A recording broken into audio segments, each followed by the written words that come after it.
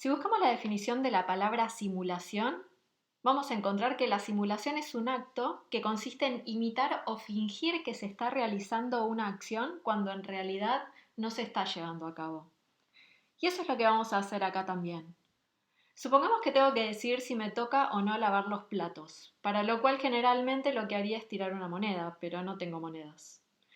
Lo que siempre o casi siempre tengo a mano es una calculadora. Y le tengo cariño, así que no la voy a tirar al aire para decir si lavo o no los platos.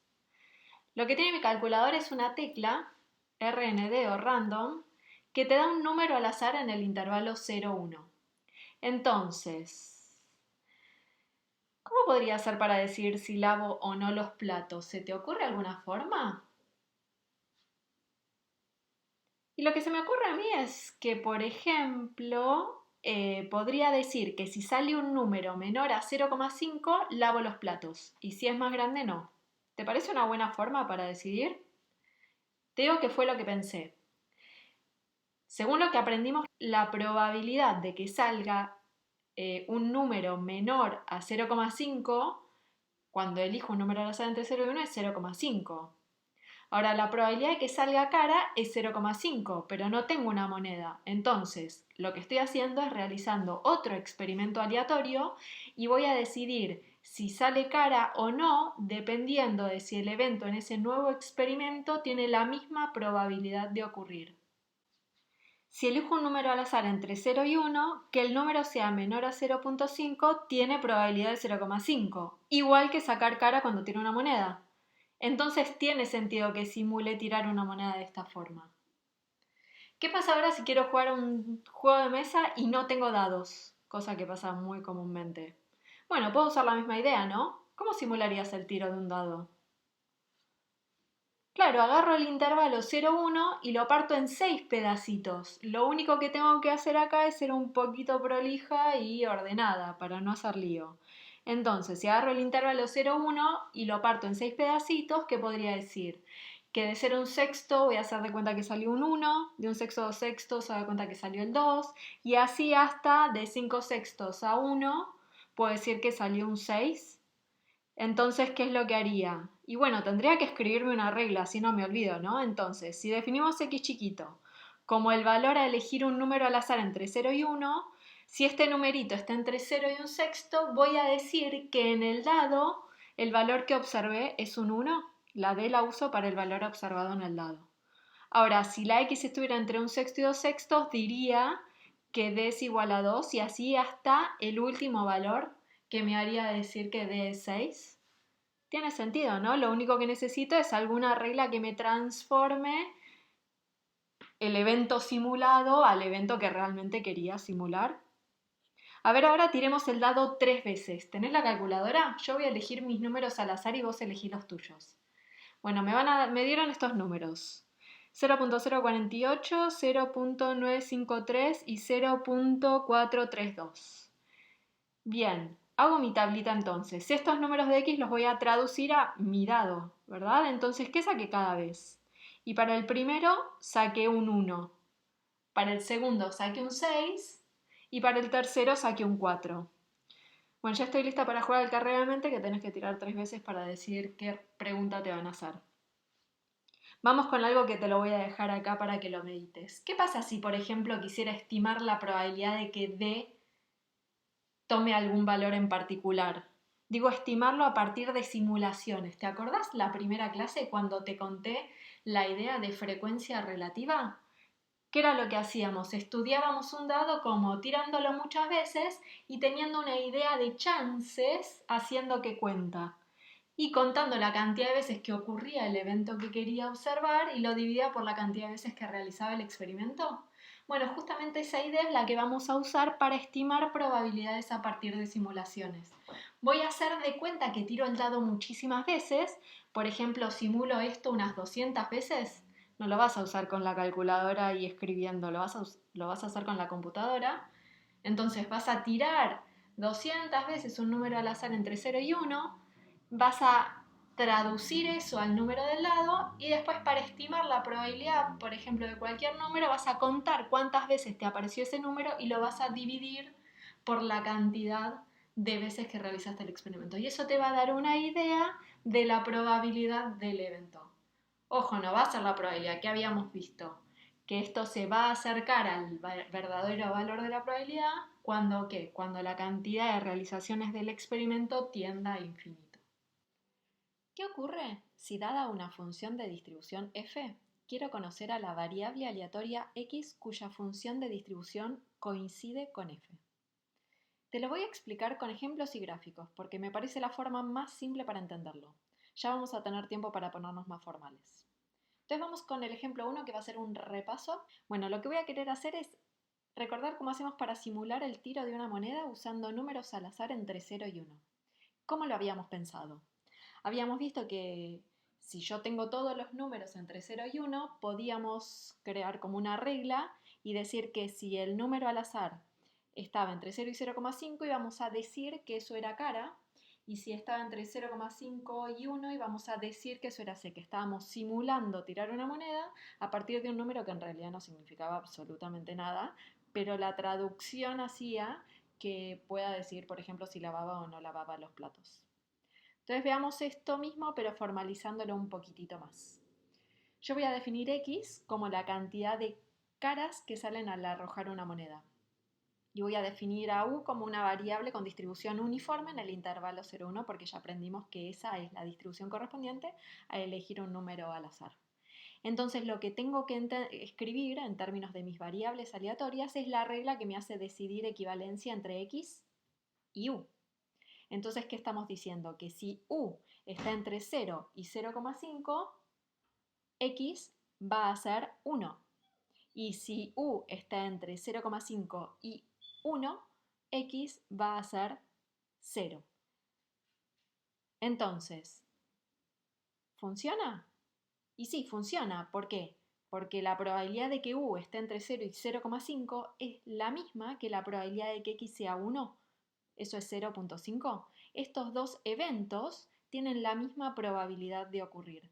Por lo tanto, es una buena forma de simular el tiro de una moneda. Esta relación entre las variables es la relación que vamos a encontrar cada vez que querramos simular. Es la parte más importante. Vamos al ejemplo 2. El ejemplo 2 era simular el tiro de un dado usando números al azar entre 0 y 1.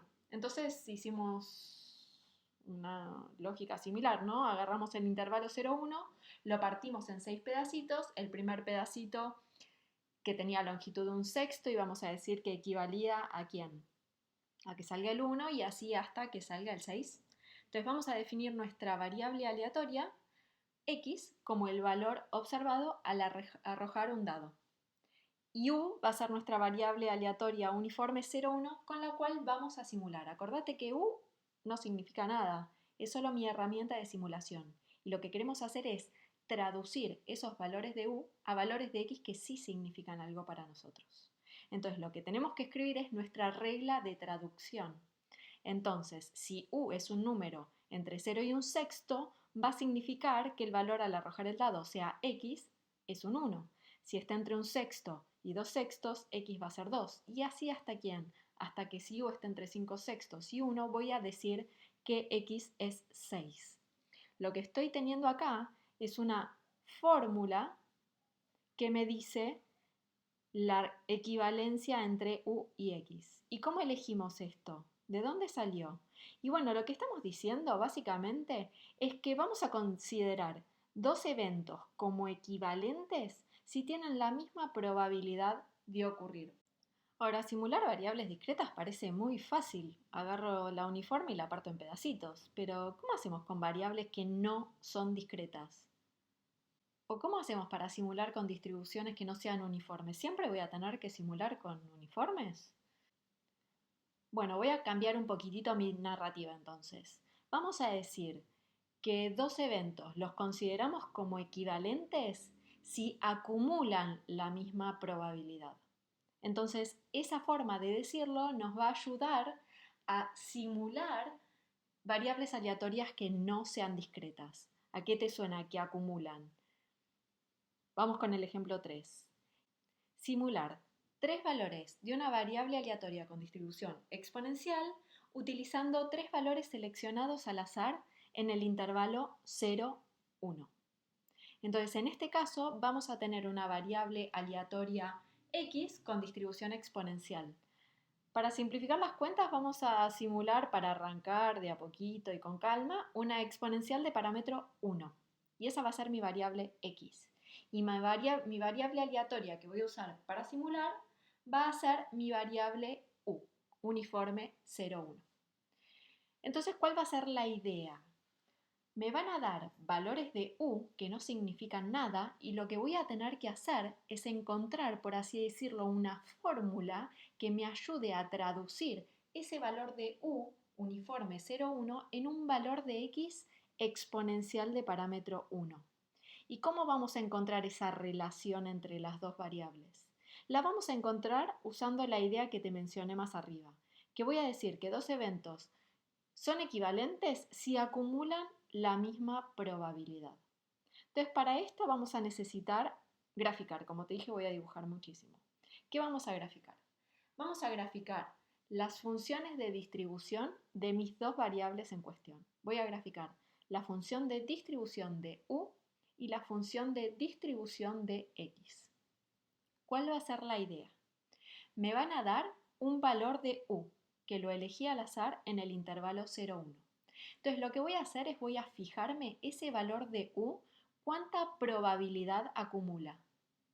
¿Sí? ¿Quién sería esta probabilidad? Sería el valor de la función de distribución de u en ese u chiquito 1, que dibujé en naranja. Esta probabilidad que acumula, lo que tengo que ver ahora es cuál es el valor de x que acumula la misma probabilidad.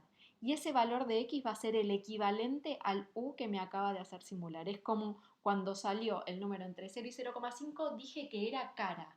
Este u chiquito, ¿qué valor de x significa? Entonces, entro al revés por la gráfica de la función de distribución de x, o sea, veo el valor de acumulado de a qué valor de x representa. Y ese es el valor que voy a querer simular. A ver, veamos con un x2 que quiera simular. Que voy a tener un número u sub 2, que es el valor elegido al azar entre 0 y 1, que va a acumular una probabilidad a sub 2, entonces voy a buscar el valor de x que acumule la misma probabilidad. Y ese valor x2 va a ser el valor resultado de mi simulación. Lo mismo lo puedo hacer con un u sub 3. Entonces, me gustaría ver si lo puedo escribir en general, porque si tengo que hacer 100.000 simulaciones no voy a andar buscando uno por uno en el gráfico. Entonces, ¿qué estoy diciendo en general? En general estoy diciendo que para cada u sub i chiquito, la función de distribución de u va a ser igual a la función de distribución de x en x chiquito. Y después lo que estoy haciendo es despejar xy en función de u sub i, de manera que me está quedando una función de u sub i para saber cuánto vale xy, esa función que queríamos encontrar. ¿Cómo nos quedaría en este caso? Si u sub i está entre 0 y 1, lo lindo de la uniforme 0, 1 es que su función de distribución es la identidad.